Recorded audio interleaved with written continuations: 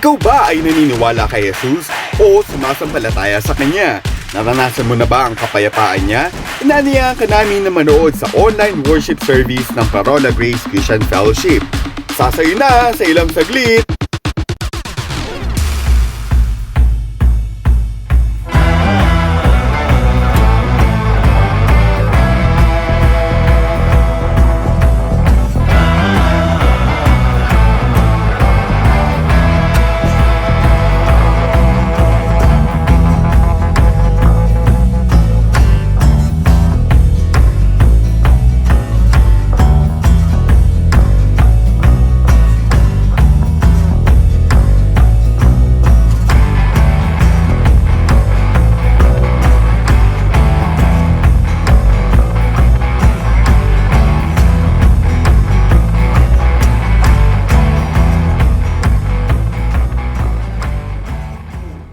Magandang araw po sa ating lahat. Welcome to Parola and Cabisi Grace Christian Fellowship Online Worship Service. Praise God! Kami ay nagagalak dahil muli tayong magpupuri, magpapasalamat at mag-aral at sasamba sa ating Diyos na buhay. Ang videong ito ay maaari din nating ibahagi sa ating mga kaibigan, kapamilya at katrabaho upang makarinig din sila ng salita ng Diyos. Kaya after this, don't forget to share our online worship service video na makikita natin sa ibabang bahagi ng screen ito. Kung ikaw naman ay first time viewer, kami ay lubos na natutuwa dahil maaari ka ring sumabay na sumamba sa ating Panginoong Jesus. After the online worship service at meron kang katanungan o nais mo na ikaw ay aming ipanalangin, maaari mong ipadala ang iyong prayer request sa aming email address na efcp.pgcf@gmail.com o sa afcp_pgcf@yahoo.com o kaya naman sa aming messenger account na PGCF Luzon Region. Magandang simula ito para lubos ka namin na makilala kahit na tayo ay magkakalayo. Bago tayo magsimula, nais ko lamang ibahagi ang nakasaad sa Book of Efeso 3:20, sa Diyos na nakakagawa ng higit kaysa lahat na maaari nating hingin at isipin sa pamamagitan ng kanyang kapangyarihang naghahari sa atin. Samahan niyo po ako sa panalangin. Dakilang Diyos na makapangyarihan sa lahat, nagpapasalamat ako sa lahat ng biyaya at pagpapala mo sa bawat araw ng buhay namin. Narito po kami upang ialay, ihandog ang aming oras, upang sambahin ka at pasalamatan ka, dakilain ang iyong pangalan. Ang sabi mo po sa salita mo sa Efeso 3:20, sa Diyos na makakagawa ng higit kaysa lahat ng maaari nating hingin at isipin, sa pamamagitan ng kanyang kapangyarihang naghahari sa atin.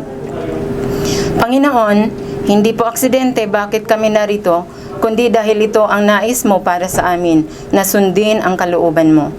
Maraming salamat po at patuloy mo po kaming ingatan at proteksyonan laban sa pandemyang ito. Lahat ng ito ay ibinabalik ko sa pangalan ni Jesus na aming Diyos at tagapagligtas. Amen. Again, gather your family, friends, and worship with us. God bless sa ating lahat.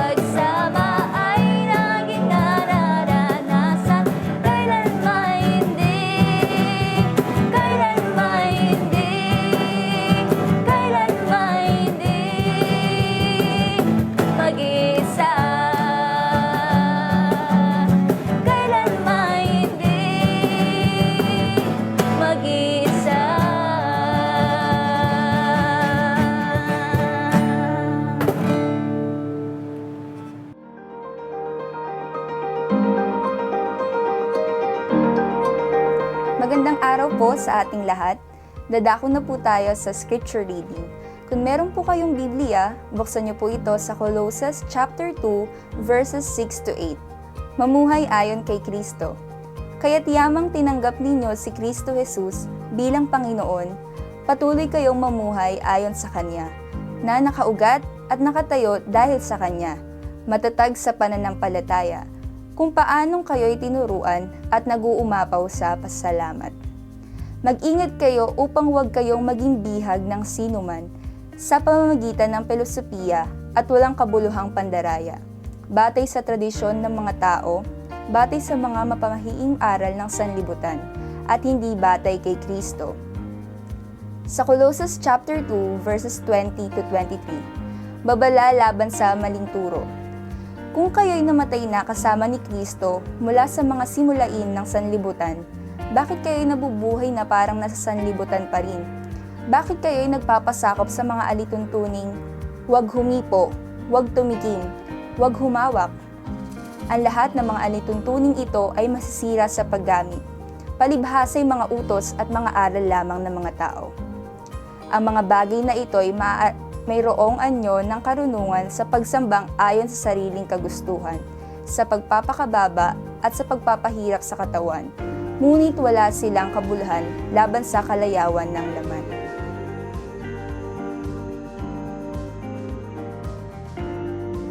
Tayo po ay nagpapatuloy sa ating pag-aaral sa sulat ni Apostol Pablo sa mga taga-Kolosas, at tayo po ay nasa Kolosas Kapitulo 2, talatang 6 hanggang 8 at 20 hanggang 23. At ang paksa po natin sa pagkakataong to ay ang pagpapatuloy sa pamumuhay kay Kristo. Doon po sa mga naunang pag-aaral natin, nakita natin na ang Panginoong Jesus, si Jesu Kristo, siya ay nakakataas sa lahat at higit pa siya sa pagiging sapat sa ating buhay at sa ating kaligtasan. At dahil dito, pagdating sa Colossus chapter 2, verse 6, ang sabi diyan, "So then, just as you receive Christ Jesus as Lord, continue to live your lives in Him." Dito ang mensahe na ipinapakita sa atin ay yung katotohanan na nagsasabi, magpatuloy tayo sa pamumuhay kay Kristo. At paano tayo makakapagpatuloy sa pamumuhay na karapat-dapat sa Panginoong Jesus? Mula sa teksto, ito po ang kasagutan. Ang kasagutan ay sa pamamagitan ng paglayo sa mga maling katuruan. Kasi ito ay magiging hadlang sa ating pagpapatuloy sa pamumuhay natin kay Kristo. Pansinin niyo po sa Colossus 2, talatang 8. Ang sabi diyan, mag-ingat kayo upang hindi kayo mabihag ni numan sa pamamagitan ng walang kabuluhan at madayang katuruan na hindi kay Kristo nagmula, kundi sa mga tradisyon ng mga ito at sa mga alituntunin ng mundong ito. Alam niyo po, mapapansin natin ayon sa talata na ang mga maling katuruan na ito ay hindi nakasali kay Kristo. Ang katangian ng mga ito ay walang kabuluhan at ang mga ito ay mapandaraya. Ang mga ito ay mula sa mga sumusunod. Ito ay nagmula sa mga tradisyon ng mga tao. Ito ay nagmula sa mga alituntunin ng mundong ito. At ang sabi sa atin sa teksto, huwag natin payagan na tayo ay mabihag, maalipin nito. Ang kaisipan dito ay tayo ay maalipin at tayo ay madaya ng mga maling katuruan na ito. Kapag pinayagan natin na ang mga maling katuruan na ito sa ating buhay, ang mga ito ay hahadlangan tayo sa ating pagpapatuloy sa pamumuhay kay Kristo Jesus. Alam niyo po, maraming Kristiyano ang nanlamig sa pananampalataya nila sa Panginoong Jesus. Bakit? Kasi nga ay pinayagan ang mga maling katuruan na yon. Para bang merong mabigat, merong humahadlang sa kanilang patuloy na pamumuhay sa Panginoong Jesus. Kaya nga, dapat natin pakinggan yung sinabi na babala sa 1 Timothy chapter 4 verses 1 and 2. Ano ang sabi dyan? Malinaw ang sinasabi ng banal na Espiritu na sa mga huling araw ay tatalikod ang iba sa pananampalataya nila sa Diyos. Susunod sila sa mga mapaninlang na mga espiritu at itinuturo ng mga demonyo. Ang mga aral na ito ay tinuturo ng mga taong mandaraya, sinungaling at walang konsensya. Kaya nga sa pagkakataong to, maganda na makita natin ano ba ang tinutukoy dito na tradisyon at alituntunin ng mundo, at mapapansin natin to doon sa Colossus chapter 2 verses 16 to 23. Pero maganda, isa-isahin natin. Doon sa teksto, mapapansin natin kaagad ay ang tinutukoy dito na mga maling katuruan na nakabase sa alituntunin ng mundo at tradisyon ng mga tao ay ang una, ang mga seremonyas at legalismo. Pag sinabing legalismo, ito yung mga maraming mga tuntunin, kautusan na dapat sundin. At pag titingnan nyo po sa Colossus 2:16 to 17, ang sabi po dyan, kaya nga, huwag na kayong padadala sa mga tao na nagsasabi sa inyo kung ano ang hindi dapat kainin o inumin o kung ano ang dapat gawin tuwing kapistahan, pista ng pagsisimula ng buwan o araw ng pamamahinga. Sabi sa verse 17, anino lamang ang mga ito ng inaasahan noon na darating at si Kristo ang katuparan nito. Sinasabi ng mga maling tagapagturo na para maging ganap silang matuwid sa harapan ng Diyos ay kailangan nilang magpasakop sa mga seremonyas tungkol sa pagkain at sa mga okasyon. Parang sinasabi nila na ang kaisipan dito na ang pagsunod sa mga seremonyas, tuntunin na sa mga okasyon at sa mga pagkain, ito ay kailangang gawin. Kasi yung si Jesu Kristo, hindi siya sapat sa ating buhay at kaligtasan. Ang ginawa ni Jesu Kristo doon sa krus ng Kalbaryo, hindi ito sapat para tayo ay mapatawad sa ating mga kasalanan. Kaya nga, kailangan natin, ayon sa mga maling tagapagturong to, kailangan natin na sumunod pa sa mga tuntunin patungkol sa pagkain at patungkol sa mga seremonyas. Alam niyo po, sa panahon natin ngayon, may mga grupo pa rin. May mga grupo na kung saan nagtuturo, bawal mo itong kainin, bawal mo itong kainin. Pag kinain mo to, ikaw ay magkakasala. Nalala ko nung dati, meron akong Bible study at yung host namin ay nagluto ng pansit at pagkatapos, napansin ko, siya ay hindi kumakain. At sabi ko, bakit di ka kumakain? Ang sabi niya sa akin, kasi meron doon sa pansit na bawal sa kanila. At later on, nalaman ko yung hipon. At pinaliwanag niya sa akin, sa kanilang grupo, kasalanan na kumain ng ganong uri ng pagkain. Now, maliwanag na pinapakita sa atin na ang mga utos sa atin, ang utos sa atin, huwag tayong padadala sa ganong mga katuruan. Bakit? Tingnan niyo sa verse 17. Sabi sa verse 17, ang mga ito ay anino lang at si Kristo ay ang katuparan. Ibig sabihin, ang lahat ng ito ay nagpo-point out ay kay Jesus Christ, nagpapahayag sa darating na Mesiyas. At dahil dumating na ang Panginoon Jesus, ang lahat ng ito ay natupad na. At dahil dito, hindi na natin kailangan magpasakop sa ganitong mga tuntunin dahil kay Kristo. Pansinin niyo po sa Galatia 2, talatang 16. Ang sabi diyan, ngunit alam namin na ang tao ay tinuturing na matuwid ng Diyos sa pamamagitan ng pananampalataya kay Jesucristo at hindi sa pagsunod sa kautusan. Kaya nga, kaming mga Hudyo ay sumasampalataya rin kay Kristo Jesus para maituring na matuwid sa pamamagitan ng pananampalataya at hindi dahil sa pagsunod sa kautusan, sapagkat walang sinumang maituturing na matuwid sa pamamagitan ng pagsunod sa kautusan.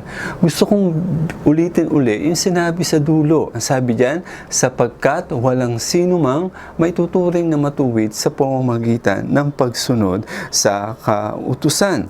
Tayo ay nagiging matuwid sa harapan ng Diyos sa pamamagitan ng pananampalataya kay Kristo Jesus, Hudyo man o hentil. At hindi ito sa pamamagitan sa kautusan. Kaya nga, patungkol sa pagkain, may sinabi ang Panginoon Hesus sa Marcos chapter 7 verse 18. Ano ang sinabi niya rito? Sinabi ni Hesus sa kanila, bakit hindi niyo pa rin ba naiintindihan? Hindi niyo ba alam na anumang kainin ng tao ay hindi nakakapagparumi sa kanya?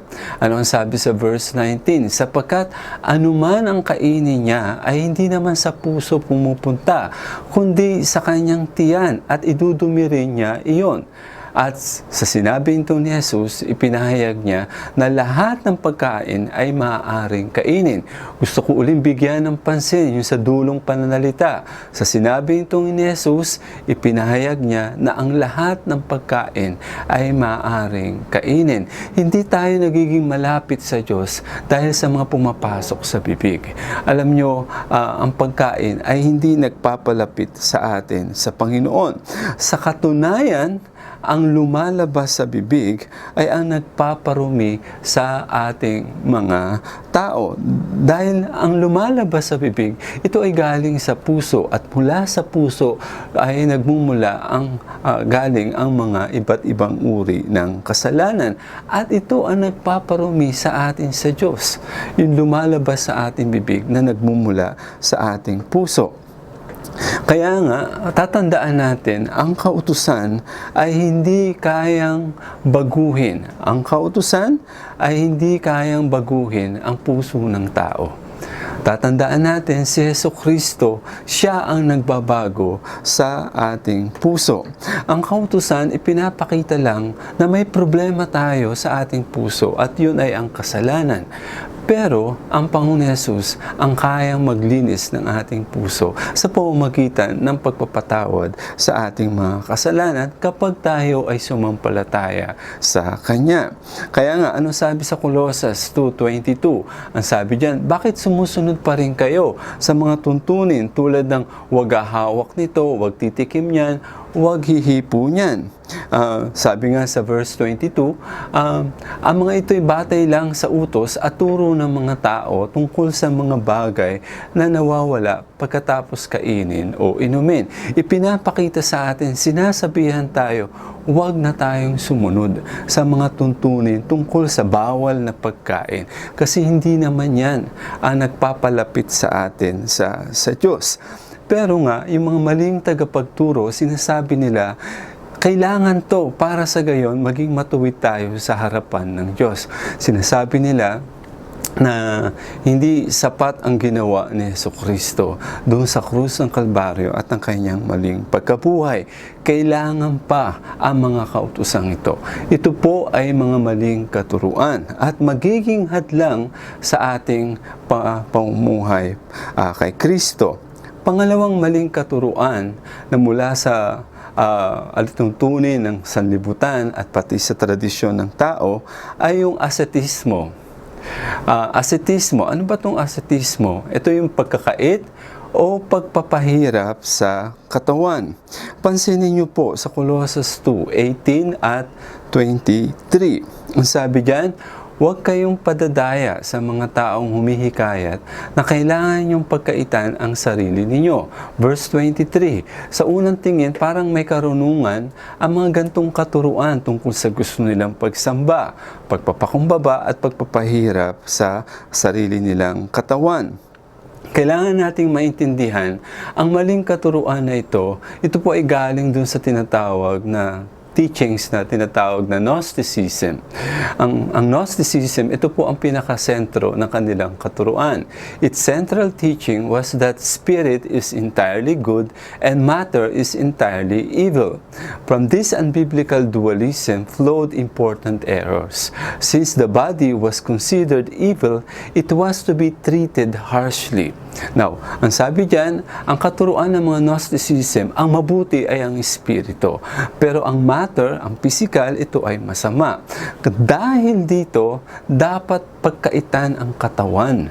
Dapat pahirapan ang katawan para sa gayon tayo ay maging mabuti. Alam niyo po, Dahil masama ang katawan, dapat pahirapan ito at huwag itong bigyan ng kasiyahan. Alam niyo po, may mga monk o mongha na ginagawa ito. Particularly, ang grupo ng mga nasa Buddhism. Alam niyo po, ang isa sa kanilang mga katuruan ay dapat bigyan ng hindi dapat bigyan ng kasiyahan ang kanilang katawan. Sa kanilang eightfold path na katuruan, ang sabi nila, in Buddhism, desire and ignorance lie at the root of suffering. By desire, Buddhists refer to craving pleasure, material goods, and immortality, all of which are wants that can never be satisfied. As a result, desiring them can only bring suffering. In this factor, the practitioner resolves to leave home, renounce the worldly life, and dedicate himself to an ascetic pursuit. Ang iba hindi mag-aasawa, ang iba magpa-fasting sila na mahaba, ang iba ay iba't ibang paraan ng pagkakait para sa kanilang katawan, para pahirapan ang kanilang katawan. Dito mapapansin din natin ang isa pang halimbawa ay si Mahatma Gandhi. Si Mahatma Gandhi, ang isa sa paraan ng kanyang pagtatakwil, pagpapahirap sa kanyang katawan at pagkakait nito ay tinakwil niya ang pakikipagtalik sa kanyang asawa. Isang paraan to para sa gayon ay pagkaitan ang kanyang katawan, pahirapan ang kanyang katawan. Dahil nga dun sa kaisipan na ang mabuti ay ang espiritu, ang ating katawan ay masama. Pero ang ganitong kaisipan po ay hindi tama. Ito po ay binabangga ng salita ng Diyos. Halimbawa, ang Biblia, binabangga ito ng salita ng Diyos at yun ay ang Biblia. Halimbawa, sa 1 Timothy chapter 4, verses 3 to 5, ano sabi diyan? Ipinagbabawal nila ang pag-aasawa at ang ilang uri ng pagkain, kahit na ginawa ng Diyos ang mga pagkain to para tanggapin na may pasasalamat ng mga mananampalataya at nakakaalam sa katotohanan. Lahat ng nilikha ng Diyos ay mabuti at dapat walang ituring na masama kung tinatanggap na may pasasalamat dahil nilinis ito ng salita ng Diyos at ng pananalangin. Alam niyo po, mapapansin natin na ang sabi diyan, ang lahat ng nilikha ng Diyos ay mabuti. Ang marriage, kasama dyan ay ang sex at pati ang pagkain. Ang sex at ang pagkain ay nagbibigay sa tao ng kasiyahan, nagbibigay sa tao ng physical na kasiyahan. Ang sabi sa talata, ulitin ko, ang lahat na nilikha ng Diyos ay mabuti at kasama sa nilikha niya ay ang sex at ang pagkain. Kaya nga ang mga ito ay mabuti, hindi ito masama. Alam niyo po, nagiging masama ito, ang sex, kapag ito ay ginagamit sa labas na ng kalooban ng Diyos. Ang sex ay nagiging pinagmumulan ng pagdurusa at ng kasamaan kapag ito ay ginamit na labag na sa kalooban ng Diyos. Doon lumalabas ang mga hindi tamang gawain at later on nagdudulot ng pagdurusa. Ito ay maling paraan. At pag ginamit ang mga yon na sa labas ng kalooban ng Diyos, ang resulta ay nagkakaroon ng iba't ibang uri ng kasalanan. Binanggit dyan yung salitang porneia, na kung saan ay, ang ibig sabihin lang niyan, ang general term ay sexual immorality. Dyan nagmula yung salitang pornography. At ang maraming kahulugan, ito ay general term, pero marami itong ibang ibig sabihin. Kasama rin dyan ang immorality. Ibig sabihin, pagkakaroon ng sexual relationship labas sa marriage, incest sa mga relatives, at andyan din yung tinatawag na various sexual activities na labag sa harapan ng Diyos. Andyan din yung pakikipagtalik na hindi pa mag-asawa. Andyan din yung pakikipagtalik sa hayop. Andyan din yung pakikipagtalik sa mga bata. Andyan din yung pakikipagtalik sa kapwa lalaki at maging sa kapwa babae. Bakit lumalabas ang lahat ng ito? Kasi yung mabuting nilikha ng Diyos, at yun ay ang sex, ginamit na hindi na ayon sa kalooban ng Diyos. At dahil dito, nagdulot ito ng pagdurusa, at the same time, nagdulot ng hindi na tamang gawain. Now, totoo rin ito pagdating sa pagkain. Ang pagkain, ito ay hindi masama mismo. Kailangan natin ito at nagbibigay ito sa atin ng physical na kasiyahan. Pero kapag ito ay ginamit na labag sa kalooban ng Diyos, magriresulta na ito dun sa tinatawag na gluttony o katakawan. At ito ay magdudulot na ng pagdurusa at ng iba't ibang mga karamdaman. Kasama rin dito ay ang material na bagay. Alam nyo, ang material na bagay ay hindi masama. Ang sasakyan o ang computer, ang cellphone o bahay, ang mga material na bagay ay hindi masama mismo. Pwede nga sabihin, blessing yan ng Panginoon sa atin. Pero nagiging masama ito kapag nilalabag na ang kalooban ng Diyos. Pag ginagamit na ito at pinagnanasaan na ito na higit pa sa Diyos at hindi na ayon sa kalooban ng Diyos. Ang resulta, ang pagnanasa sa material na bagay ay nauuwi na sa kasakiman at pagiging makasarili, nauuwi na sa corruption, panloloko sa kapwa at pagiging materyoso. Ang point lang, ang mga bagay na ito ay hindi talaga masama. Ang lahat ng ito ay mabuti at pagpapala ito. Pero kapag ginamit ang mga ito na labas sa kalooban ng Diyos at hindi na ayon sa kalooban ng Diyos, doon nagmumula ang masama at doon pumapasok ang mga pagdurusa. Alam nyo yung katuruan ng Gnosticism na nagsasabi na ang espiritu ay ang mabuti at ang material o physical ay masama, ito po ay maling katuruan. Ito po ay binabangga ng salita ng Panginoon. Ang mga sumampalataya sa Panginoong Jesus ay pinananahanan ng Espiritu Santo. Ang ating katawan, ito ay templo ng Diyos. Imagine niyo, ang katawan natin, ito ay tirahan ng Diyos. Ang Espiritu, ang Diyos ay Espiritu. Nung sumampalataya tayo kay Jesus, ang nanahan ang Espiritu ng Diyos sa ating katawan. Kaya nga, ito ay halimbawa na talagang binabangga ang maling katuruan na ito. Pansinin niyo sa 1 Corinthians chapter 6 verses 19 to 20. Hindi ba ninyo alam na ang inyong katawan ay templo ng Espiritu Santo na nasa inyo at pinagkaloob ng Diyos sa inyo? Hindi na ninyo pag-aari ang inyong katawan. Now, pinapakita sa atin dito, sapagkat binili niya kayo sa isang halaga, kaya't gamitin ninyo ang inyong katawan upang maparangalan ang Diyos. Now, mula sa tekstong to, pinapakita sa atin, hindi masama ang katawan. Of course, siyempre, maaari itong magamit sa kasamaan pag ginagamit ito labas sa kalooban ng Diyos. Kaya nga, pinapaalala sa atin bilang sumampalataya sa Panginoon Jesus, tayo ay templo ng Diyos at dapat gamitin ang ating katawan para maparangalan ang Diyos. In fact, ang ating katawan ito ay pwedeng maging instrumento para ang Diyos ay mabigyan ng kapurihan. Ang maling katuruan na ito ay hindi nakatutulong sa pagpipigil ng hilig ng laman o yung tinatawag na makasalanan likas, nag-uudyok sa atin sa kasalanan.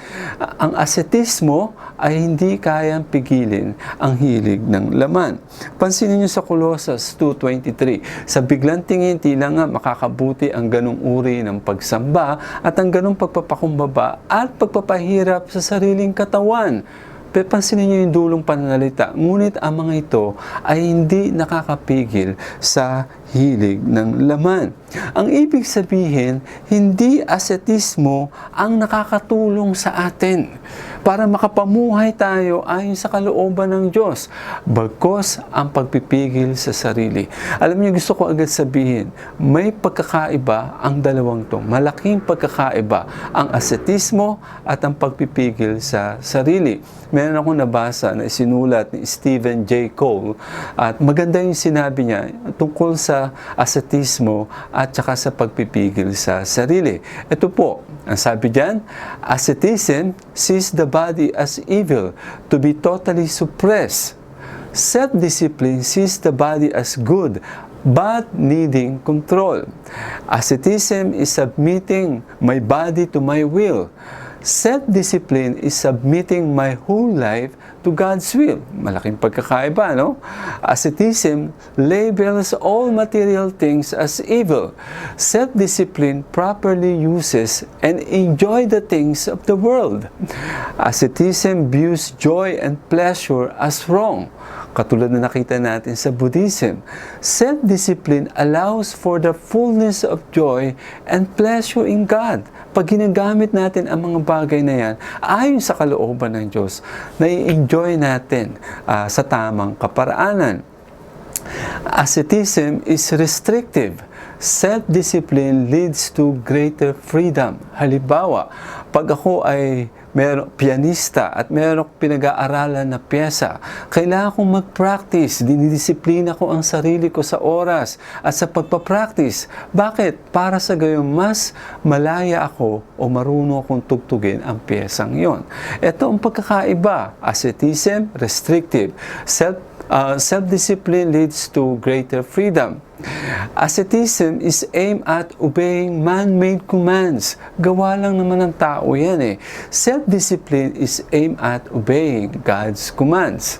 Ito ang malaking pagkakaiba. Asceticism stems from the flesh and often leads to sin. Self-discipline stems from the Holy Spirit and is a means to the true godliness. Doon sa binanggit kanina sa unang bahagi, asceticism stems from the flesh and often leads to sin. Gusto ko magbigay ng ilustrasyon. Halimbawa, sa mga pare, sa mga priest, sila ay nag-take ng vow na sila ay yung celibacy at saka chastity. So, bawal silang mag-asawa. Ibig sabihin, no sexual life. Kailangan nilang pagkaitan ang sarili nila sa pagdating sa aspeto ng sexual. Pero pansinin ninyo ang epekto. Dahil pinagkakaitan ang sarili sa marriage at dun sa sexual na aspeto, ano nagiging resulta? At alam natin ang epekto.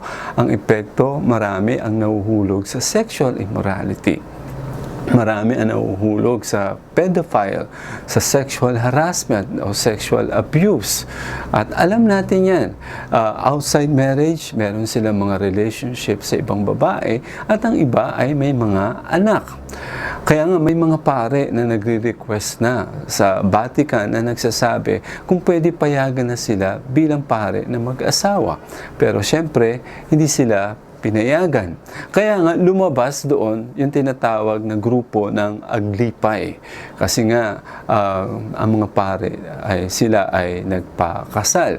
Pero ang point lang, kaya ko ito sinishare, pinagkakaitan ang sarili ng marriage, which is legitimate para sa sexual expression, dahil pinagkaitan ang sarili tungkol doon. Nagresulta ito pa sa ibang mga kasalanan at yung mga binanggit natin kanina. Alam nyo, iba ang self-discipline. Ang self-discipline, ito ay bunga ng Espiritu Santo. Self-discipline, self-control, pareho lang po yan. Yan ay bunga ng Espiritu Santo. At ito talaga ang kailangan natin para sa gayon makapamuhay tayo sa kabanalan. Asceticism is often motivated by gaining acceptance from God. Pagkakaitan ko ang sarili ko, papahirapan ko ang aking katawan para ako ay maging karapat-dapat sa harapan ng Diyos. Para ako ay ako ay maging katanggap-tanggap sa harapan niya. Ito ang motibasyon ng asceticism. Ang self-discipline ay iba. Self-discipline is motivated by assurance of being accepted by God. tayo ay tinatanggap na ng Diyos, tayo ay minamahal ng Diyos at meron siyang magandang plano. At dahil doon lumalabas ang pagpapasakop sa kalooban niya at lumalabas ang self-discipline. So, ito po yung isinulat ni Stephen J. Cole patungkol sa pagkakaiba ng asetismo at pagpipigil sa sarili. Alam niyo, pumasok agad sa isipan ko habang binabasa ko ito, meron pong kasabihan na nagsasabi, at alam niyo po ito, alam ko ang kasabihan na ito mula pa nung ako ay bata pa. Yung kasabihan na nagsasabi, nasa Diyos ang awa, nasa tao ang gawa. Alam nyo, mula pagkabata pa, alam ko na ito at naririnig ko ito palagi. Habang binabasa ko ang Biblia, parang something in me nagsasabi, may mali sa kasabihan na ito. Mukha siyang maganda, pero parang hindi ayon sa Biblia. At later on, na-realize ko, ito ang mga dahilan kung bakit mali ang kasabihan na ito. Ang una, kapag ang gawa ng tao ay hindi tama, hindi maawa ang Diyos, magagalit ang Diyos. Ang sabi niya, nasa tao ang gawa. Pero kung ang ginagawa niya ay hindi ayon sa patnubay ng Diyos, halimbawa katulad ng sa asetismo, sa legalismo, sa seremonyas, hindi awa ng Diyos ang makukuha niya, kundi magagalit ang Diyos. Bakit? Kasi hindi ayon sa kalooban ng Diyos. Kaya hindi sapat na ang tao gawa lang ng gawa. Paano kung ang ginagawa niya ay hindi ayon sa kalooban ng Diyos? Ang isa pang dahilan kung bakit mali ang kasabihan na ito ay dahil nakatuon to sa magagawa ng tao para maging katanggap-tanggap siya sa Diyos. Ang kaisipan, gagawa ako para makuha ko ang pabor ng Diyos. Gagawa ako para ako ay maging katanggap-tanggap sa harapan ng Panginoon. Alam niyo po, ang sabi sa Romans chapter 5 verse 8, ang sabi, ngunit ipinadama ng Diyos ang pag-ibig niya sa atin nung tayo'y makasalanan pa, namatay si Kristo para sa atin. Alam nyo, actually, dun sa talata, hindi gawa ng tao, kundi ang gawa ng Diyos para sa ating mga tao. Minamahal tayo ng Diyos at ipinadama niya to. Siya ang gumawa sa pamamagitan ng pagpapadala ng kanyang bugtong na anak na si Jesus. At namatay siya para sa atin. At para tubusin tayo sa ating mga kasalanan. Now, ano ang tama? Ang tama ay ito po. Ang tama, nasa Diyos ang gabay, ang kaligtasan at kalakasan, nasa tao ang pagtitiwala. Alam niyo po, minsan marahil may magpuprotesta, magsasabi, paano yan? Lalo ngayong panahon ng pandemya. Ano ba yan sa hirap ng buhay ngayon? Ano ba yan? Magtitiwala na lang ako. Ibig sabihin, hindi na ako gagawa, nakanganga na lang ako. Alam niyo po, yung ganong kaisipan ng pagtitiwala ay hindi po ito totoong pagtitiwala. Kasi ang totoong pagtitiwala sa Diyos, magre-resulta ito sa kilos. Magre-resulta ito sa pagsunod. Ito ang katangian ng totoong pagtitiwala. Hindi ito passive. Ito ay nagiging active. Ito ay active. Ang totoong pagtitiwala sa Diyos, nagre-resulta sa pagsunod at kilos. Halimbawa, isang doktor at isang pasyente, at sinabi ng pasyente nararamdaman niya at diniagnose ng doktor at nagreseta na siya at sabi niya, ito ang gagawin mo. Pagkatapos binigay niya sa pasyente. Kapag nagtitiwala yung pasyente sa doktor, ano ang magiging resulta? Ang resulta, kikilos siya, gagawa siya. Pero yung kilos niya, pagsunod niya, ayon sa patnubay, gabay ng doktor. Bakit? Kasi nagtitiwala siya sa doktor. The same principle din pagdating sa Diyos. Pag andun ang pagtitiwala, lalabas ang kilos. Pero ang malaking pagkakaiba dun sa kilos, sa gawa, hindi ka lang gawa ng gawa, kundi ito ay resulta ng pagtitiwala sa patnubay ng Diyos. At napakahalaga ang pagtitiwala sa Diyos. Bakit? Kasi ang sabi sa Hebrews chapter 11 verse 6, Ang sabi diyan, at kung walang pananampalataya ay hindi maaaring kalugdan ng Diyos sapagkat ang sino man lumalapit sa Kanya ay dapat sumampalatayang may Diyos at Siya ang tagapagbigay ng gantimpala sa mga masigasig na humahanap sa Kanya. Gusto kong bigyan ng pansin yung unang pangungusap. Kung walang pananampalataya, hindi maaaring kalugdan ng Diyos. Without faith, it is impossible to please God. Ibig sabihin, ang pagsunod, ang gawa na hindi nagmumula sa pananampalataya sa Diyos, hindi yan nakakalugod sa Diyos. Alam, pwede tayong sumunod na wala ang pananampalataya sa Diyos. Pwede na ang pananampalataya ay nakabatay sa sarili, o kaya gusto lang natin magpa-impress sa ibang tao. Nagiging kalugod-lugod lang tayo kapag tayo ay may pananampalataya sa Diyos. Ito ang pinapakita sa Hebrews 11:6. Kaya nga ang ascetismo, ito ay maling katuruan at ito ay binabangga ng salita ng Panginoon. Sabi sa Colossus 2:18, huwag kayong magpapatangay sa mga nagpapakita ng maling pagpapakumbaba at sumasamba sa mga anghel. Pinagmamalaki nilang sila'y nakaihigit sa inyo dahil sa pinaggigiitan nilang mga bagay na di naman nakikita. Ngunit ang totoo, nagyayabang lang sila dahil ng kanilang isipang makalaman. Alam niyo po, kailangan natin maintindihan, one of the teachings of Gnosticism is that salvation is the escape from the body achieved not by faith in Christ but by special knowledge. The Greek word for knowledge is gnosis, hence Gnosticism. Kaya nga, ang mga taong to ay sumasamba sa mga anghel. Kumbaga, ang mga anghel ay nagsisilbing mediator, tagapamagitan, para sa gayon ay magkaroon ng special na kaalaman. Sumasamba sila sa mga anghel dahil ang mga anghel, ayon sa paniniwala, ay nagbibigay sa kanila ng pangitain at special na kaalaman. At hindi lamang yun, meron akong nabasa na sabing gano'n ng isang Bible commentary. And so these people, Gnostic teachers, were telling the Christians, you are wrong to think that you can worship God directly. You are wrong to think that you can access God directly in the person of Jesus Christ. That is a proud thought. No, you must be humble. You must approach God by worshiping these other lower beings, these many components and celestial servants of the great and unknowable God. You must worship angels. Hindi ka pwedeng lumapit ng direkta sa Diyos. Hindi ka pwedeng magkaroon ng kaalaman sa Diyos. Kailangan mo ang mga anghel. Kaya dapat silang sambahin. Ang gantong katuruan ay nakikita natin sa mga New Age movement. Meron silang mga spirit guides.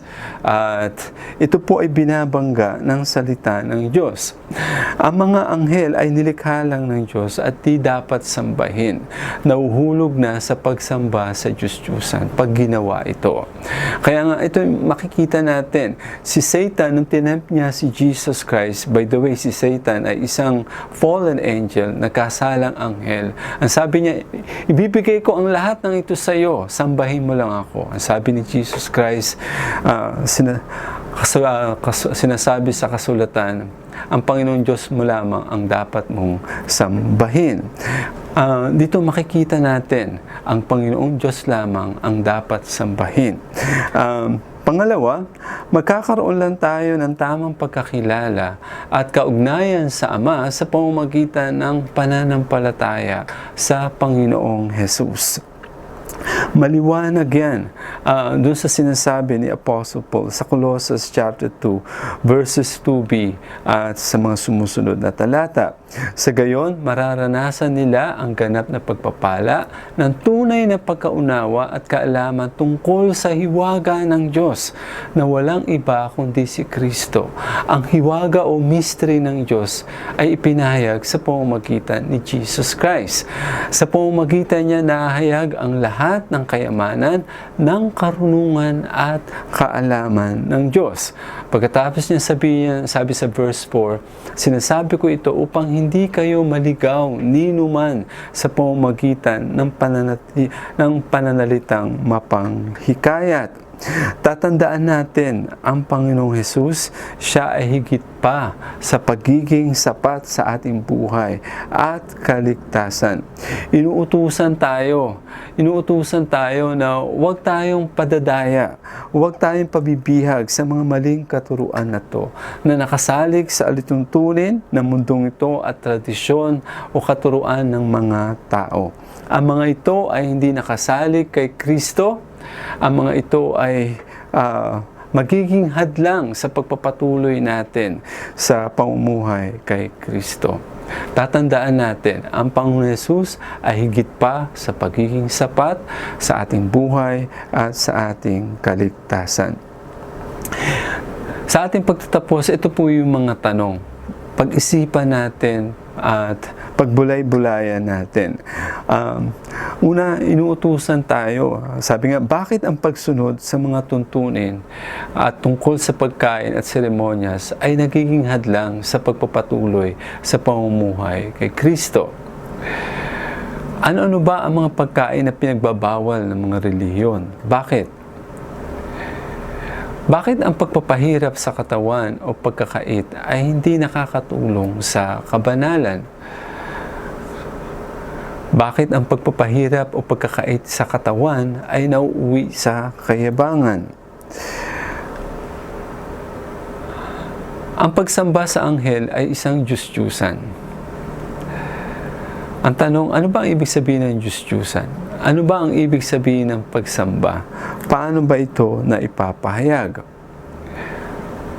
Yung kasabihan, nasa Diyos ang awa, nasa tao ang gawa. Tama ba ito o mali?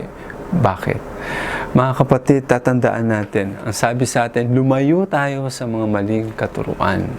At magpatuloy tayo para sa gayon, makapagpatuloy tayo sa pamumuhay natin kay Kristo Jesus. Manalangin po tayo.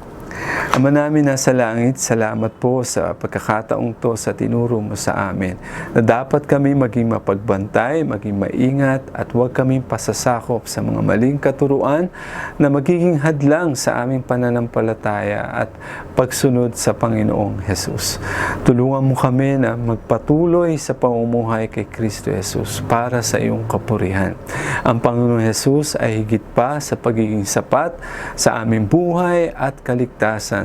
Kami ay nagiging ganap sa pakikipag-isa sa Kanya. Maraming salamat po. Pagpalain po ang bawat isa. Sa pangalan ni Jesus. Amen. Amen.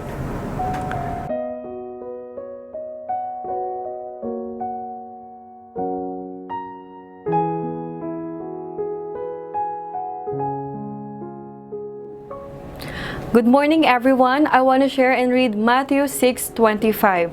Honor the Lord with your possessions and with the first fruits of all your increase. So your barns will be filled with plenty and your vats will overflow with new wine. Let us all pray. Lord Jesus, thank you for another day to see your goodness in our lives. Thank you for sustaining us and we able to support and provide our daily needs. Thank you for the love, care, and protection throughout this time of pandemic. We entrust to you, Lord, our lives. Empower us by your Spirit to fulfill your plan for us. Again, thank you, Lord God. In Jesus' name we pray. Amen. Be safe, everyone.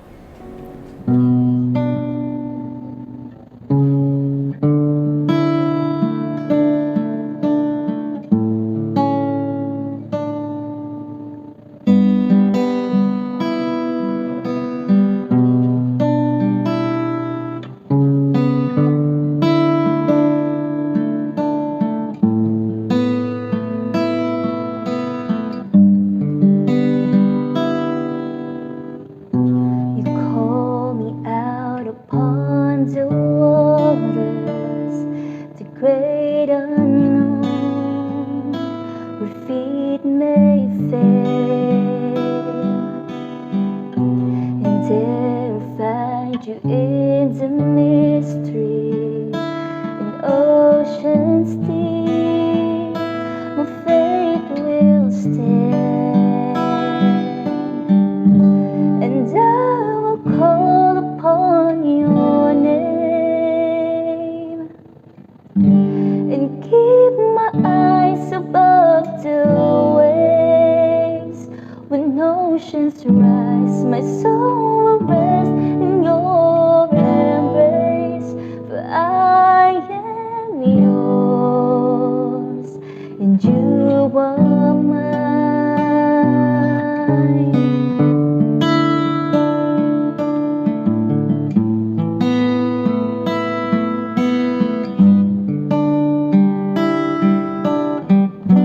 Your grace abounds in deepest waters.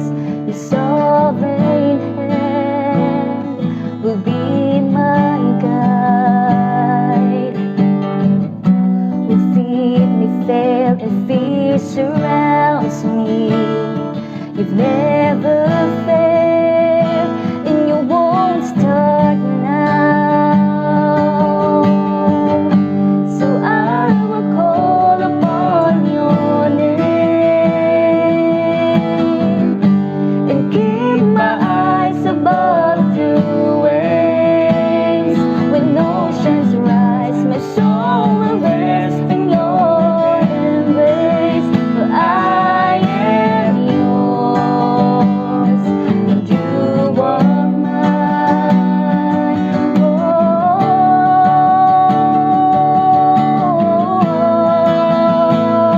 And you are mine.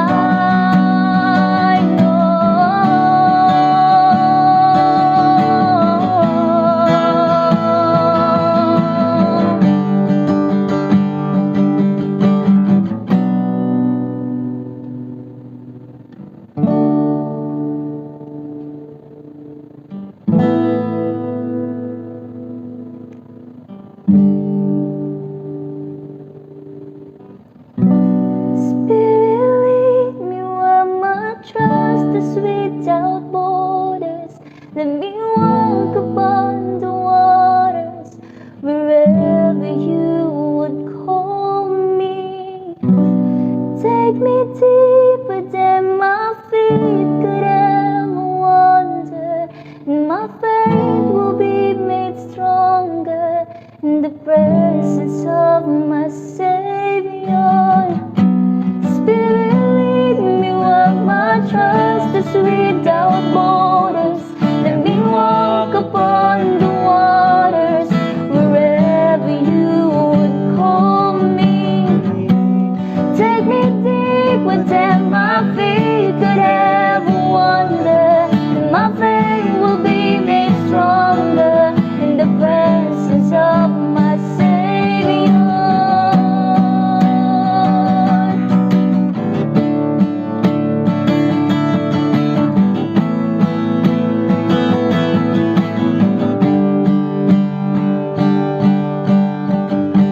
So I will call upon your name.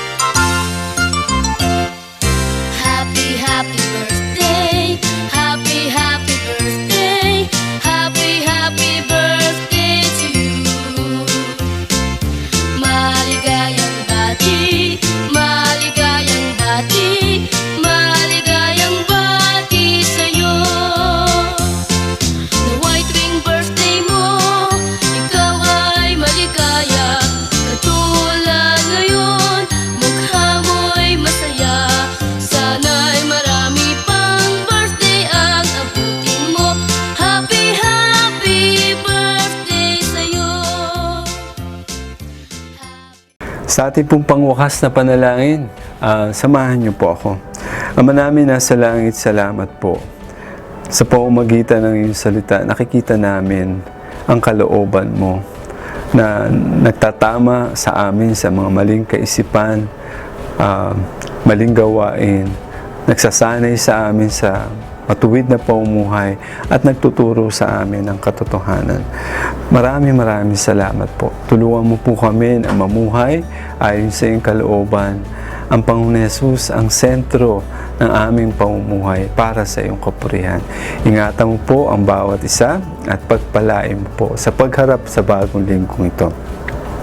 Sa Kanya na makapag-iingat sa inyo upang hindi kayo magkasala at makakapagharap sa inyo ng walang kapintasan at may malaking kagalakan sa Kanyang kaluwalhatian. Sa isang Diyos na ating tagapagligtas, sa pamamagitan ni Jesucristong Panginoon, sa Kanya ang kapurihan, karangalan, kadakilaan, kapangyarihan mula pa nung una, ngayon at magpakailanpaman. Amen. Amen.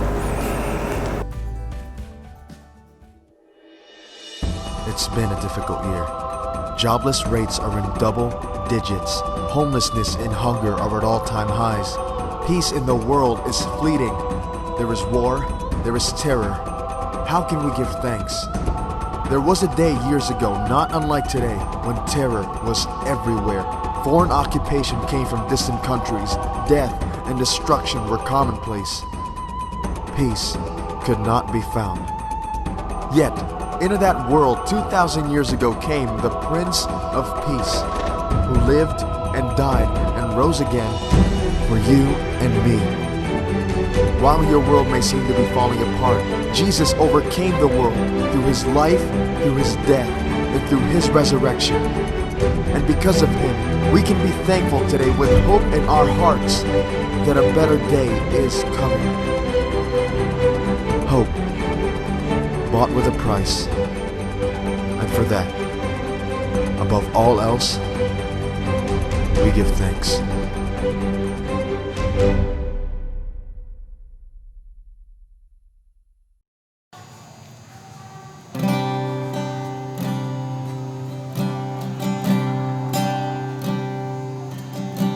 Ikaw ay mabuhay bawat sandali sa habang buhay ay mananatili. Hindi mapapaw o may kukubali maging sa dilim ng gabi. Sandigang matibay ang iyong pangako, lakas at pag-asa ng aking puso. Hindi na mabilang pagkakataon, patunay ng katapatan mo. Sa dalamhati at sa kabiguan, sa pagluha ng pusong nasugatan, sa pagsubok na iyong pinahihintulutan. Salamat, Panginoon, sa katubunan sa aking dalangin, sa kalakasang sa'yo nanggagaling, sa pagtuturo at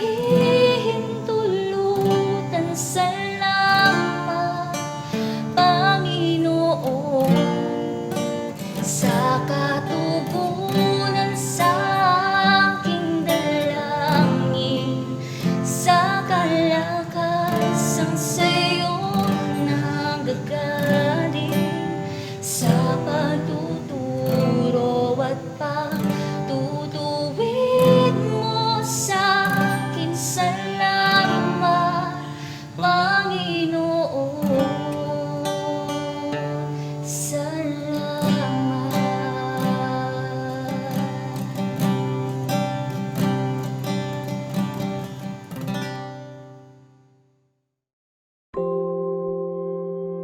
This is your cousin. This is your hairstylist. This is the coworker that you pass in the hall every day. It's your doctor, your babysitter, your best friend. This is the neighbor down the street that you've never spoken to. This is a chair, and right now, it's empty.